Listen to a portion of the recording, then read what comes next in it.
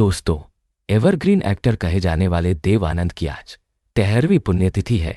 इस मौके पर उनके साथ काम कर चुकी वेटरन एक्ट्रेस जरीना वहाब ने कुछ रोचक बातें शेयर की। वो कहती है कि जब मैं पुणे इंस्टीट्यूट से आई थी तब मैं स्टूडियो के पास ही एक पेइंग गेस्ट थी और तब मुझे किसी ने कहा कि देव साहब एक फिल्म बना रहे हैं।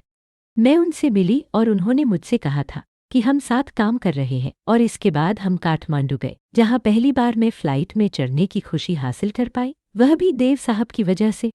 देव साहब का दिल इतना बड़ा था कि उन्होंने हम न्यूकमर्स को वहीं रखा था जहां वो ठहरे हुए थे, सोल्टी होटल में। मेरा करियर उनके साथ ही शुरू हुआ। उस फिल्म के बाद मैंने शादी कर ली और काम छोड़ दिया था।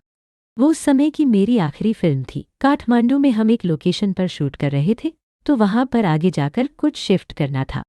कोई मानेगा नहीं, वहां देव साहब पहले पहुंच जाते थे। मतलब हम यहाँ से निकले नहीं और वहां देव साहब पहुंच जाते थे। शूट के दौरान अपने एक्टर से काम निकलवाने का उनका तरीका बड़ा रोचक होता था। कोई स्ट्रिक्ट माहौल नहीं था, बहुत ही हंसते खेलते काम होता था। मैंने कभी नहीं सुना कि उन्होंने कभी किसी से जोर से या डांट कर बात की हो। सबको वह एक ही तरीके से ट्रीट करते थे और उनकी यह चीज़ मुझे बहुत अच्छी लगती थी।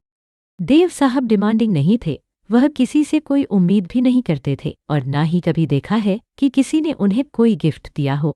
अगर उनकी कोई फिल्म सफल होती तो भी वह कुछ सेलिब्रेट नहीं करते थे, बल्कि शांति से आगे बढ़ जाते थे।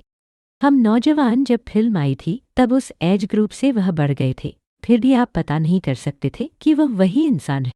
उनकी एनर्जी बिल्कुल सेम थी या कहे ज़्यादा थी।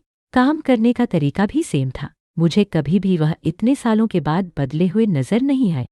इस फिल्म से पहले देव साहब मुमताज जी और जीन तमान जी काठमांडू में शूटिंग कर चुके थे। देव साहब को नेपाल के लोग बहुत प्यार करते थे और उन्हें भी नेपाल बहुत पसंद था।